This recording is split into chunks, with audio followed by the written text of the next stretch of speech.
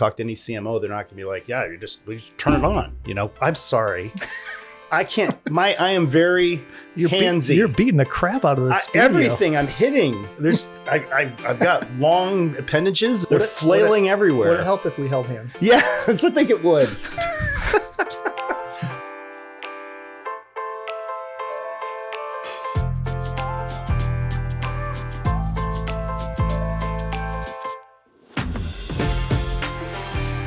Epiculture exists to inspire champions of culture. And with me today is Mike Dwyer, Fractional Talent Acquisition Executive. Today, we are talking about employer brand. So as much as we talk about how important employer brand is, I feel like there's a lot of people out there that are in companies that know this, that are in a position like you, talent acquisition, HR, whatever, right? That are like, yeah, I know it's important, but I can't get support for it. Right. And so what are some of the ways to create buy-in for, showcasing the importance of employer brand to leadership? It seems like common sense, but you have to try to bring data to the table whenever you can. You kind of have to just experiment on your own if you can by leveraging some of the employees, having them, create a blog, something that you're using in your outreach. I almost hit this thing again, just the hands. I've had a lot of opportunities to just kind of, because I am the one running it while I'm doing other things, just bootstrapping, right? So like getting some of the people that are doing the roles within the companies to kind of talk about what it's like to work there, maybe doing video from, just on our own, and editing it and putting it on our careers page or on LinkedIn. And then showing the traction that we've been able to get, the responses that we get, the quality of the candidates that we're able to bring in, show the impact. And then from that say, now we need a bigger scope because this is working. In your experience, when you do those things and you create those materials, the proof, the evidence of saying, hey, look, we're getting great people in the door and we're seeing results with our, how we're marketing our company and our people. Yeah. Do people listen? Do they pay attention? Does leadership see that, hear that, and respond? Yeah, I think that you have to be confident, and you have to you have to know that you're the expert in the room, right? And that you're not asking for favors. That like you've created a sense of urgency. This is a business critical challenge that we have. We need data engineers. We can't find them.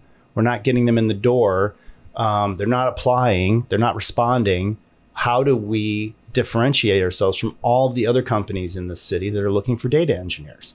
And, leveraging actual people within the company that are rockstar data engineers we've already hired so that they can talk about their experience. That is working. And so we know that works. So then how do we take that and extrapolate it and expand it out to the entire organization? Because if it's working for them, it's going to work for other parts of the company. And so step one of an employer brand, or let me just ask it as a question, is step one of an employer brand understanding the culture of the company such that you can communicate it to others? No, because the culture could be a number of things, and a lot of things that are actually pretty ambiguous. I think it's what's the problem we're trying to solve? That's the thing. That's the question you should answer. What's the problem? And what do you mean by that? Or can you give me an example of a problem that you solved or have seen solved by employer brand? Cars.com, legacy media company transitioning into a tech platform, needed to have a different perception of who they were in the market. So it was highly competitive.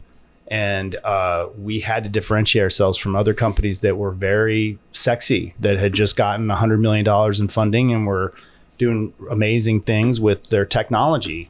That was the problem. I had to come up with the solution. And you are the one who recognized that problem, defined that problem, and then you took it to who? The engineering leadership had to be really bought in, because they were the ones who, the squeakiest wheel, right? If you have a squeaky wheel or a specific area of the company where it's really hard to recruit people, and you've gotten them bought into leveraging people within the company, having the leadership talk more about what it's like to be there, and the leadership for that department, then that's going to be another key stakeholder that you're going to want to leverage in getting this done. So I think if I heard you correctly, you want to kind of go to the departments where the demand is really high. Yep. You got to go to those departments that Yep. have talent needs, Yes. get buy-in from them, and they send it up.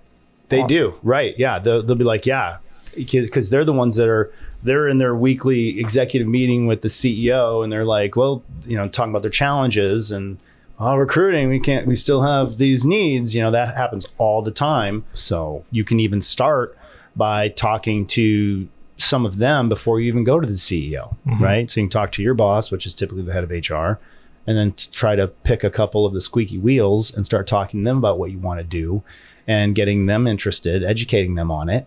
And then even seeing if they'll pilot it, I mean, it makes sense. You have to identify squeaky wheels, and in some cases, I don't want to say create squeaky wheels, but you have to.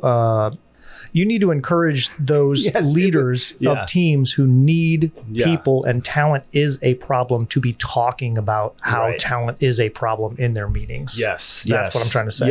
Yes. And that you are the oil to their squeak. Man, we're good at this. Look at Huh? us. Look at us. We're That's- just lighting it up. That's a tagline. Lighting it up. I'll be the oil to your squeak. That's going to be on. Angie, can we have that on my website, please? He's the oil to your squeak. Mike Dwyer. Check him out.